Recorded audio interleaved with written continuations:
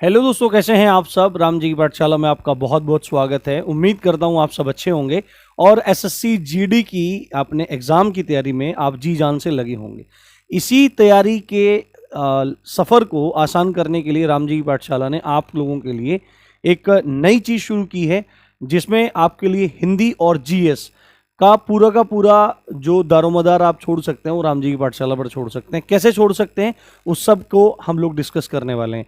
आज हम लोग जीएस के बारे में बात करेंगे कि जो जीएस का पेपर है, देखो आप मैथ आराम से कर लेते हो, आप रीजनिंग आराम से कर लेते हो, आप हिंदी आराम से कर लेते हो, पर जीएस में जाकर के सब लोग अटक जाते हैं, क्योंकि मैथ पूरा कर सकते हैं, रीजनिंग पूरा कर सकते हैं और हिंदी पूरा कर सकते हैं, जबकि जीएस में जाके दिमाग में ये चीज़ें रह जाती हैं, यार 10 नंबर रह गए, 8 रह गए, 12 रह गए, 11 रह गए। तो अगर आप जीएस में मार्क्स बढ़ाएंगे तो आपका अगर सिलेक्शन नहीं हो रहा होगा तो सिलेक्शन होगा, और अगर आपका सिलेक्शन हो रहा होगा तो आपकी पसंदीदा फोर्स आपको अलॉट हो सकती है यदि आप जीएस में ध्यान से काम कर लें तो। अब जीएस है क्योंकि एक बहुत बड़ा सेक्शन है, तो इसलिए जीएस में बहुत तरीके से चलना जरूरी है। और हम लोगों ने जीएस और हिंदी के लिए अब एक सीरीज जैसा चालू कर दिया है, जिसमें सबसे पहले हम प्रीवियस ईयर का एनालिसिस करेंगे, उसके बाद हम क्वेश्चंस को एनालाइज करेंगे। उन क्वेश्चंस को एनालाइज करने के साथ साथ आपको क्या होगा, आपका कंटेंट भी तैयार होगा, जो पिछले क्वेश्चन होंगे वो भी आपके रिपीट हो जाएंगे और आपको आइडिया भी लग जाएगा कि आपके कैसे क्वेश्चन आने वाले हैं। इवन उन जो क्वेश्चन हम लोग करेंगे उनमें से भी आपको पेपर में फंसने के चांसेस बन जाएंगे। तो आज जिन टॉपिक्स पे हम लोग बात करने वाले हैं वो टॉपिक्स कौन कौन से हैं कि जीएस जीके में जो 25 प्रश्न आए थे, देखो पहले क्या था, 100 नंबर का पेपर था, 25 25 25 25 करके आ रहे थे, जिसमें जीएस के 25 क्वेश्चन थे, एक क्वेश्चन 1 नंबर का था। पर अब जो पैटर्न है उसमें 80 क्वेश्चन है, जिसमें आपके जीके जीएस के 20 क्वेश्चन आपके उसमें हैं। तो 2 नंबर का एक क्वेश्चन है, तो 40 नंबर का वेटेज है। तो अब आपको इस चीज को हल्के में बिल्कुल भी नहीं लेना है, क्योंकि यहीं से बहुत डिफरेंस क्रिएट हो जाएगा।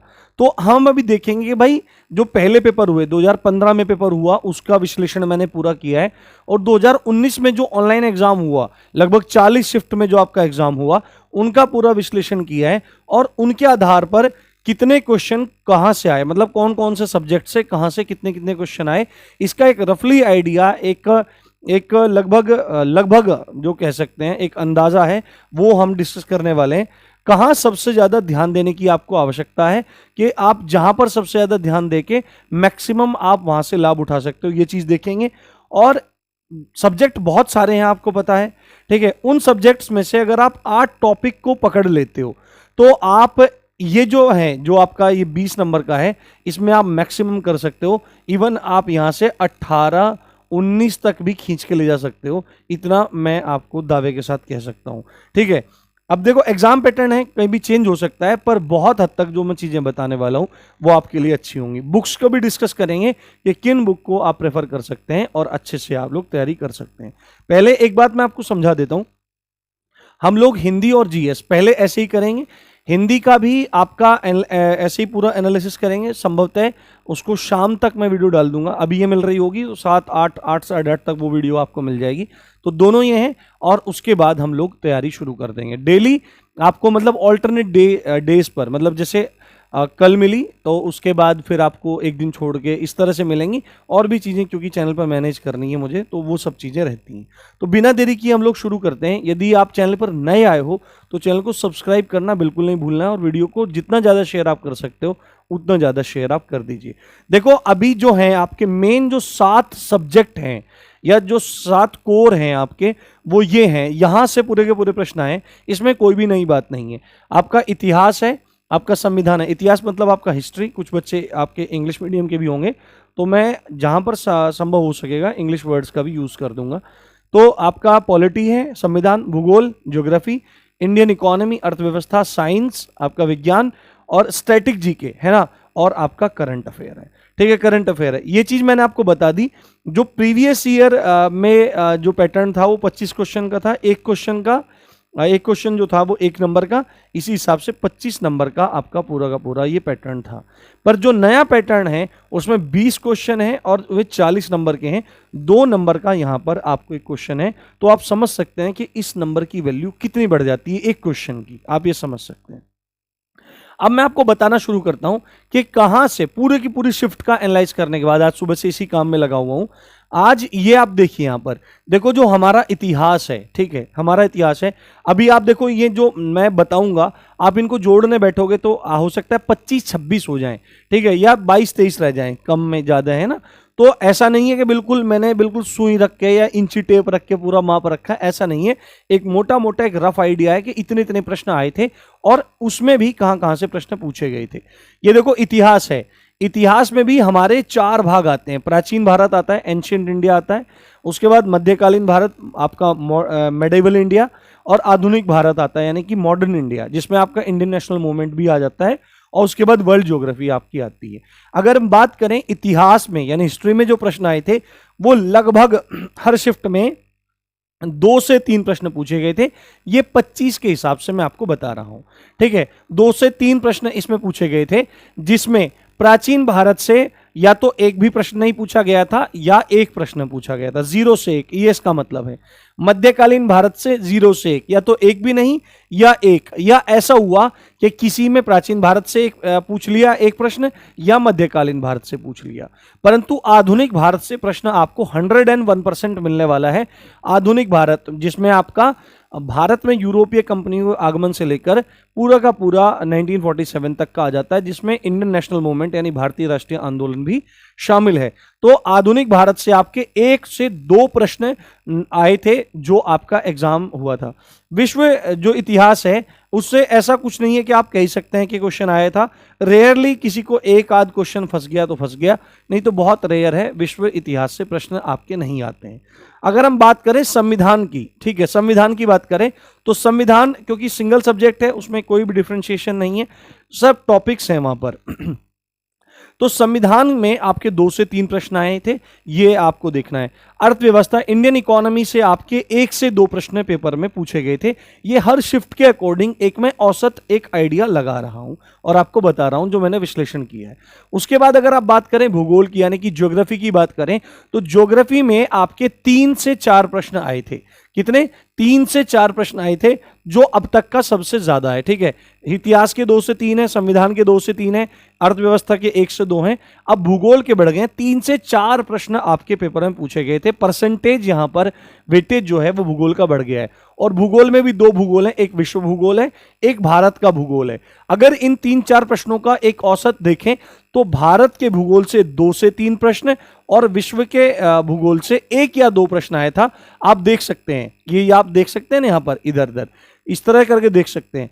तो विश्व इतिहास से विश्व भूगोल से 1 से 2 प्रश्न और भारत के भूगोल से 2 से 3 प्रश्न यहां पर आपके पूछे गए थे। इनके लेवल का डिस्कशन अब जो क्लासेस आएंगी, जो आपका मतलब वीडियोस आपके सामने आएंगी, उनमें हम प्रीवियस ईयर क्वेश्चन को करेंगे, उनके सॉल्यूशन देखेंगे, उनको बेस्ट करने का तरीका समझेंगे और उनके लेवल का पता करेंगे। उससे आपका जो फाउंडेशन होगा वो बहुत ज्यादा मजबूत हो जाएगा और आपकी नॉलेज भी एनहेंस होगी। ये बात आपको समझनी चाहिए। अगर आप बात करें विज्ञान की, साइंस की बात करें तो साइंस सबसे ज्यादा 4 से 5 प्रश्न यहां पर पूछे गए हैं, जिसमें भौतिक विज्ञान से यानी फिजिक्स से 1 क्वेश्चन पूछा गया है, आपके केमिस्ट्री से 1 क्वेश्चन पूछा गया है। वही सीन है कि या तो फिजिक्स से क्वेश्चन आ गया या केमिस्ट्री से क्वेश्चन आ गया, पर 101% क्वेश्चन आपको 2 से 3 मिले किसके? जीव विज्ञान के, बायोलॉजी के। एसएससी बायोलॉजी को बहुत ज्यादा केयर करती है, बड़ा प्यार करती है, लाड़ दुलार करती है और यहां से प्रश्न निश्चित रूप से पूछती है। तो ये चीज आपको ध्यान रखनी है। एनवायरमेंट एंड इकोलॉजी यानी पर्यावरण एवं पारिस्थितिकी से या तो कोई क्वेश्चन पूछा ही नहीं गया या बहुत रेयर कोई एक आध क्वेश्चन पूछ लिया गया। ये मोटा मोटा 4 से 5 प्रश्नों का है। अब उसके बाद जो अगला मेजर पोर्शन बचता है, जिसको आप राजा कह सकते हो, 1 नंबर पर जिसको आप जीएस में रख सकते हो, वो स्टैटिक जीके है। स्टैटिक जीके मतलब कि जिसमें आपके ऐसे टॉपिक्स आते हैं जो बस आपको मतलब याद ही करने पड़ेंगे, याद तो सब कुछ ही करना पड़ेगा, पर एक स्टैटिक टॉपिक हो गया जो एक जनरल नॉलेज हो गया। वो सब आपका जनरल स्टडीज में आ जाता है, ये जनरल नॉलेज में आपका आ जाता है। 5 से 6 प्रश्न देखने को मिले थे, जिसमें कला एवं संस्कृति से, आर्ट एंड कल्चर से आपको क्वेश्चन देखने को मिला था, ठीक है। उसके बाद दिवस, जो दिन होते हैं कि भाई आपका रक्षा दिवस कब मनाया जाता है, आपका थल सेना दिवस कब मनाया जाता है, आपका बालिका दिवस कब होता है, आपका मधुमेह दिवस कब होता है, टीबी दिवस कब होता है, यहां से प्रश्न आपके पूछे गए थे। पुस्तक एवं लेखक से प्रश्न पूछे गए थे। यही सेम टॉपिक आपका करंट अफेयर में भी आता है। किसमें? करंट अफेयर में भी आता है। करंट अफेयर में पुस्तक एवं लेखक वो पूछे जाते हैं जो करंट से रिलेटेड होते हैं, यानी कि अभी किसी ने लिखी है पुस्तक। परंतु यहां पर स्टैटिक जीके में जब पुस्तक लेखक की बात हो रही है तो इसमें इतिहास की भी पुस्तकों की बात होती है। जैसे राजतरंगिणी किसने लिखी है, मुद्रा राक्षस किसने लिखी है, ठीक है, मेघदूतम किसने लिखी है, इस तरह की सब पुस्तकें आपसे पूछ ली जाती हैं, सब तब से लेकर अब तक की। तो पुस्तक और लेखक से भी आपके प्रश्न आए थे। पुरस्कार, अवार्ड्स जो हैं, चाहे वो साहित्य सम्मान हो, है ना, या कोई भी किसी भी क्षेत्र में मिलने वाले सम्मान हो, पुरस्कार हो, वो आपको याद रखना है कि ये सम्मान इस क्षेत्र में मिलता है और इस व्यक्ति को, भारतीय को मिला था ये चीज। अंतर्राष्ट्रीय संगठन है, जैसे आपका यूएन हो गया, यूएनएससी हो गया आपका, है ना, यूनेस्को हो गया आपका, डब्ल्यूटीओ हो गया आपका, इंटरपोल हो गया। तो इन संगठनों को पता करना है कि इन संगठनों से प्रश्न आपके पूछे जाते हैं, ठीक है, पूछे गए थे, और उनके हेडक्वार्टर भी आपको याद रखने हैं। जो गेम्स हैं उनसे रिलेटेड डिफेंस से क्वेश्चन पूछता है, इस मिसाइल का नाम, उस टैंक का नाम, उस व्हीकल का नाम, उस एयरक्राफ्ट का नाम, इस तरह से आपसे चीजें पूछता है। उसके बाद प्रमुख संस्थान, जैसे गन्ना शोध संस्थान कहाँ पे है, चावल शोध संस्थान कहाँ पे है, आपका वन अनुसंधान संस्थान कहाँ पे है, आलू कहाँ पे है, ठीक है, ये रिसर्च ऑर्गेनाइजेशन आपसे पूछता है और उनके हेडक्वार्टर आपसे पूछता है। प्रमुख स्थल एवं उसके व्यक्तित्व, कोई इंपॉर्टेंट प्लेसेस हैं या इंपॉर्टेंट व्यक्ति हैं जो इतिहास के भी हैं, नारे इत्यादि हैं, व्यक्ति हैं, हिस्टोरिकल आपके पर्सनैलिटीज हैं, वहां से क्वेश्चन पूछता है। और विश्व और भारत में प्रथम, तो इन सबको आपको कर लेना है, ठीक है। मैं भी इनको करवाऊंगा, आप चाहे तो राम जी की पाठशाला को ज्वाइन कर सकते हैं, आपको निश्चित रूप से इसमें लाभ होगा। बस आपसे क्या चीज चाहिए? आपसे कोई चीज नहीं चाहिए, आपसे चाहिए आपका प्यार और मैक्सिमम शेयर, और अगर आप सब्सक्राइब करना चाहें तो कर सकते हैं। 5 से 6 क्वेश्चन यहां से। और अब आखिरी बात कर लेते हैं करंट अफेयर की। करंट अफेयर से 2 से 3 प्रश्न ही पूछे गए थे, ज्यादा प्रश्न नहीं पूछे गए थे, जो अभी मतलब आपके एग्जाम हुआ था, है ना, 2019 का जो एग्जाम था आपका। अब 19 का एग्जाम था, जो 2019 में आपका एसएससी जीडी निकला था, उसमें भी यही चीज़ें देखने को मिली थी। उसमें खेल से, यानी कि आपके जो टेनिस है या क्रिकेट है या T20 है, वहाँ से क्वेश्चन पूछे गए। पुरस्कार जैसे नोबेल पुरस्कार वगैरह हैं, ये पूछे गए आपसे। इकोनॉमी में, भारतीय अर्थव्यवस्था में कुछ हलचल है, ये पूछी गई।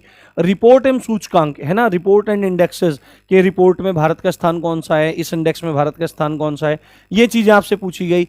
कौन कौन किस किस पद पर नियुक्त है, कौन CAG है, कौन आपका CJI है, कौन आपका मुख्य निर्वाचन आयुक्त है, कौन कौन सी सेना का मतलब आपका हेड है, कौन कौन से बल का आपका डायरेक्टर है, ठीक है, कौन कौन सी कंपनी का CEO है वगैरह, ये प्रश्न आपसे पूछे जाएंगे। योजनाएं जो इंडियन गवर्नमेंट ने स्कीम निकाल रखी है, वो आपको याद रखनी है ना। अभी कोई सम्मेलन हो रहा है, समिट हो रही है, कोई आयोजन हो रहा है, जैसे अभी G20 हुआ है, और G20 की अध्यक्षता है जो भारत को मिली है, तो इस तरह के प्रश्न आपसे मिलेंगे। साइंस एंड टेक, जैसे साइंस एंड टेक में एक नई चीज आई है विज्ञान एवं प्रौद्योगिकी में, कि भारत में स्पेस का निजीकरण शुरू हो गया है, और अभी आज के न्यूज़पेपर में टेस्ट हुआ है, वो सफल हुआ है। तो यहां से इस तरह से प्रश्न पूछे जाएंगे।